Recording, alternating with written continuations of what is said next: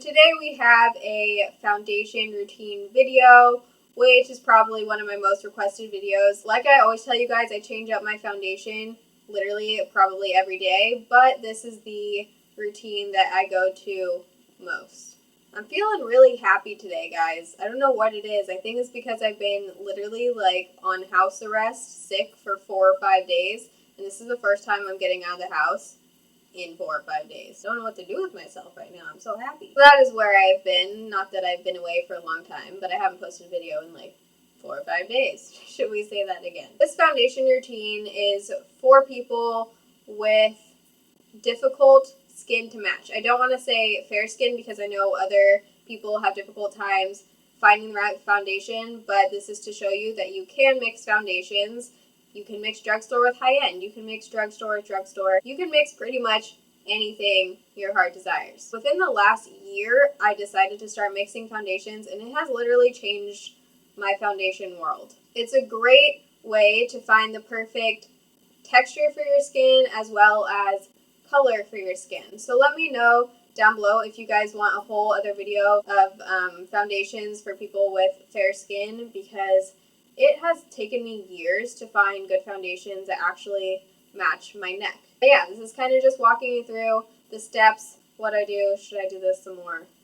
Great. If you've watched my videos for a while, you know that I have suffered from acne. I feel so dramatic when I say like suffered, but that's the verb that you use. I did have acne for a while. It is now starting to clear up and get better since I've been on Proactive Plus. It has worked pretty well for my skin.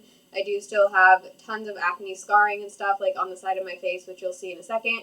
But for the most part, my acne's gotten way better. I still like a full coverage finish because I have freckles and unevenness and all of that fun stuff. Let's just get into it. I feel like I just rambled on. Still got the snowman mug.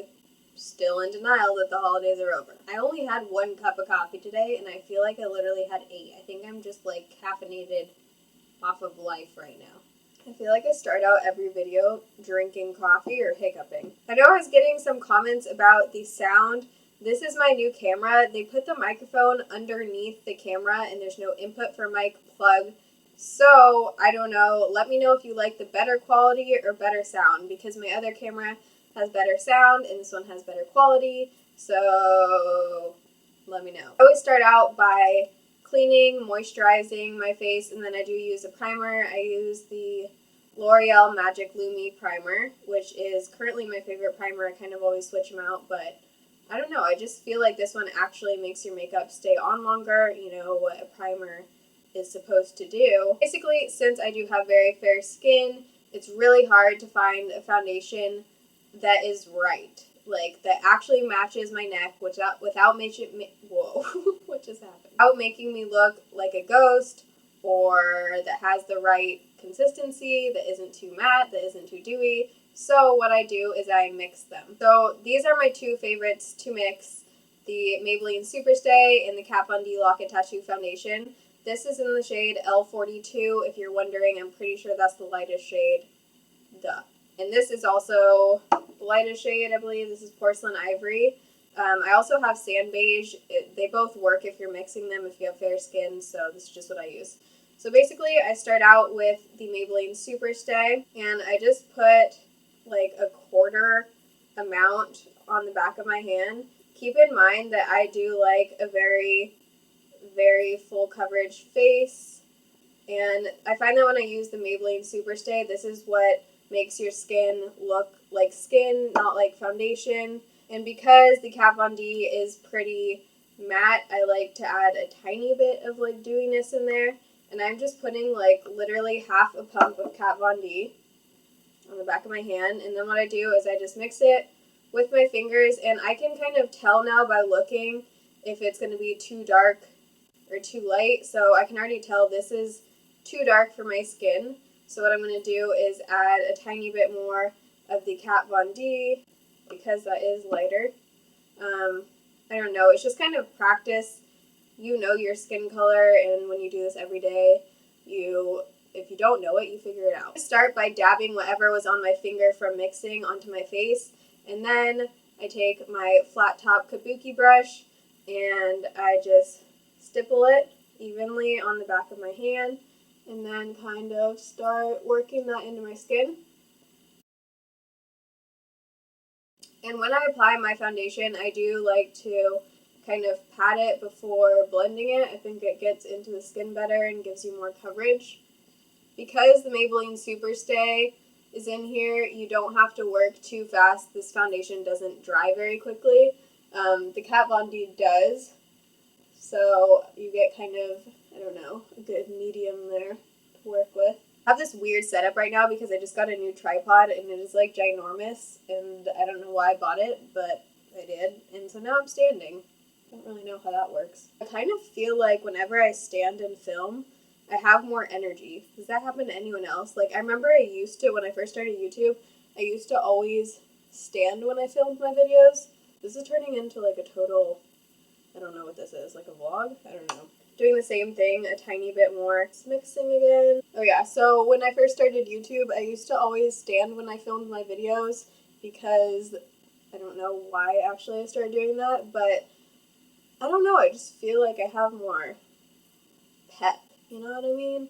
People don't realize that you have to be in a total mood when you film videos. I find that my videos turn out totally different when I film first thing in the morning, before I have like human interaction, and then at the end of the day. Okay, so I kind of just like to go over everything because I do, like I said, like more coverage, and I'm just taking whatever is left on my hand and blending that out. Okay, so now that we have the foundation on, kind of our first layer, I like to go in with my concealer. I've been switching it up lately. Either use the Maybelline Instant Age Rewind Concealer or my all-time favorite, which is the CoverGirl No Lay Concealer in a jar. And this is 205, the lightest shade. They did discontinue this, but I found it on eBay. Gotta love eBay. So I'm going to be using that today. I like to apply my concealer with my finger. I think it just applies best like that. And I make kind of, what hair am I seeing right now? And I like to make an upside down kind of Kim Kardashian triangle with my concealer. And then pat it into the skin. You can just see between this side and this side how much of a difference concealer makes on your face.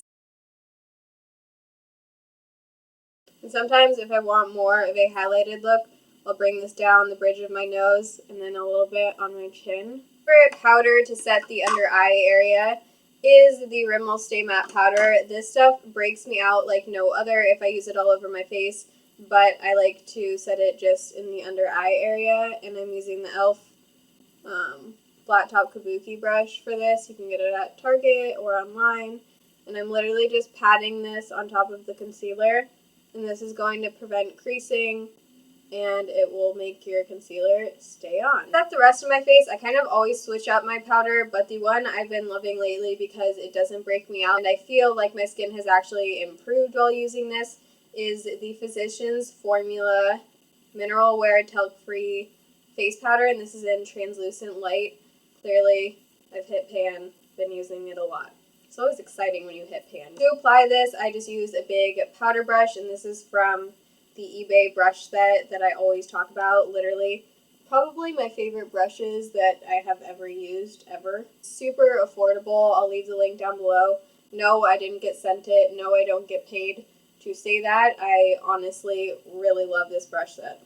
The only thing with this powder is that it does oxidize a little bit throughout the day, which means that it turns a little bit darker. Now I'm going to do some bronzing and blushing because look at this face. We need a little bit of blush in our life. I'm using the bronzer from Sephora. I don't even know what shade. I think this is Bahamas. It's currently my favorite bronzer. Applying this in the contour of my face.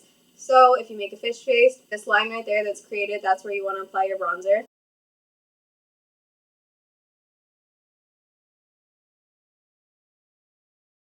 And then I also like to bring it up to the top of my forehead a little bit, just to give some more warmth to the face. The blush I've been reaching for pretty much every day is the Wet n Wild Color Icon blush in Pearlescent Pink. And I'm just going to apply this to the apples of my cheeks, a little bit above where we just applied that bronzer, and then kind of blend everything together.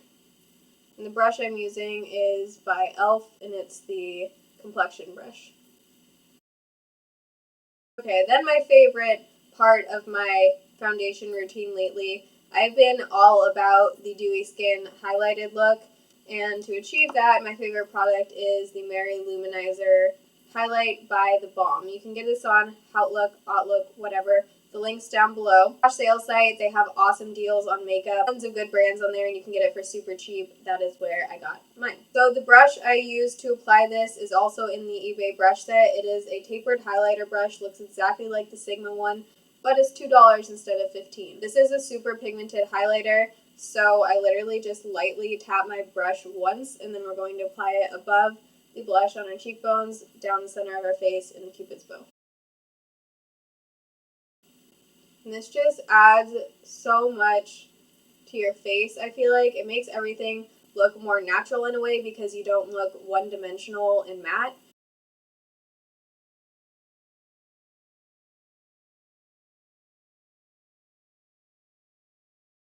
If you tend to get really oily throughout the day, I wouldn't put a highlighter in your T-zone because it's going to accentuate that. But when you're really dry like me and you need that extra shine to make it look like you're not wearing a full cake face of makeup, then you'll love this. Then to set everything in before I apply the rest of my makeup, I use the Urban Decay Chill Makeup Setting Spray. I like the All-Nighter better. It's basically the same thing. This isn't chilling at all. I don't know why they call it that. I don't know how many pumps that was. I usually do about 6, I feel like. Just, I don't know, whatever covers my face. I'm going to go apply the rest of my makeup. I'm getting like a leg workout right now. I'm literally in like a mid-squat position right now.